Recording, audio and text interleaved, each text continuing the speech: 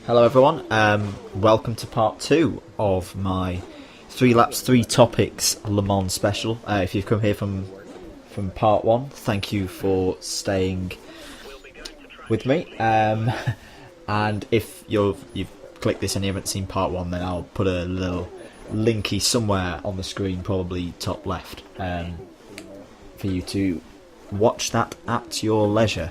I was finishing part 1 talking about GT Pro, and there were a couple of things that I wanted to mention that I'm really looking forward to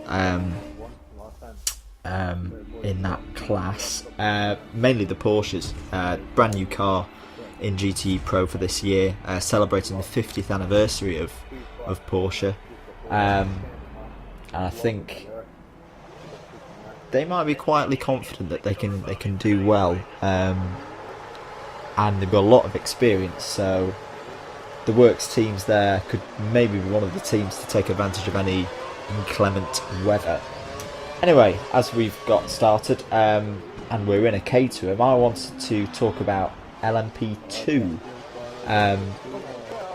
which actually I think is the class that excites me most, even more than GT Pro actually, just because there's such a wide range of cars. Oh, cheeky corner cut. There's such a wide range of cars which could take the victory in this class. I'm going to punt for the Oak Racing car with Alex Brundle in. It's got Olivier Pla in, and it's got the guy with a really long name that I can't pronounce. But they've got a good amount of experience as a team. They've got a big effort there. They've got 3 cars in that class, so I'm going to go for that car to be the winner. I think also watch out for the Greaves Motorsport car, which I have mentioned in one of my videos before. If you remember back a couple of weeks ago. Yeah, a couple of weeks ago. In fact, I'll put a link to it on the screen. When I was talking about Caterham, it's funny enough we're in a Caterham now, so it's quite appropriate that I'm mentioning them. I think it's a good move. I've said before that it's a good move, that I think they're putting Alexander Rossi in there for him as a development, as a driver. He's probably the weak link though, because he's not done anything like this before, as we get noobs out of the race. Really? Anyway, let's just carry on.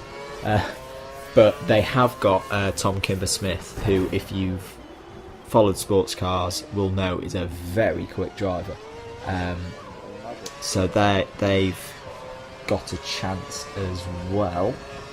I also think the other Greaves Motorsport that isn't in Caterham colours has got a good chance as well, and that's the one with the Nissan GT Academy winners in it, or 2 of them are GT Academy winners. One of them I've seen races. Well, actually no, it's in Busadonis at Silverstone. I'm remembering back to, I went to the World Endurance Championship race at Silverstone earlier this year and saw Jan Mardenborough, who was in the 42 Greaves Motorsport car. He's currently racing in the F3 European Championship, doing okay in that. It's his first year in single seaters, but yeah, that could be a car to watch as well. I've also picked out the Level 5 Motorsports car from America, which has got a very strong lineup in it. Mauro Franchitti, who was in the Delta Wing last year, and Ryan Briscoe. I think they could do, and Scott Tucker as well. I think they could be a potential podium winner. Quickly wrapping up LMP2 on this lap, team that I would really like to see do well, but maybe aren't going to have such a good race, are the Lotus branded Codaware team, who sadly had a lot of their parts impounded on Tuesday night.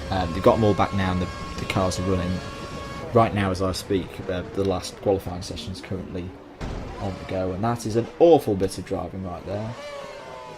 Don't know what's going on with my braking button on my controller, but anyway, I'd love to see them do well. It's a really good project that's going to move into LMP1 next year. The car looks brilliant. I saw it at Silverstone, for the 6 Hours of Silverstone, and even with its door popping open a few times in the first hour, it looks like a Batmobile. So I'd really like to see them do well. Mentioning the Silverstone 6 Hours, which I went to earlier this year, I think I've said that about 3 times in this video. It's an event, and sports cars as a whole, it's an event that I would really recommend to those who've maybe just watched only F1, because I know a lot of people are disinterested and a bit meh about F1 at the moment, for various reasons which I've talked about in other videos. My reason for why you should watch sports cars is that there's no other brand of motorsport where the skill of the drivers and the concentration that they have to give are A, that intense, and of course B, with it being endurance, that long.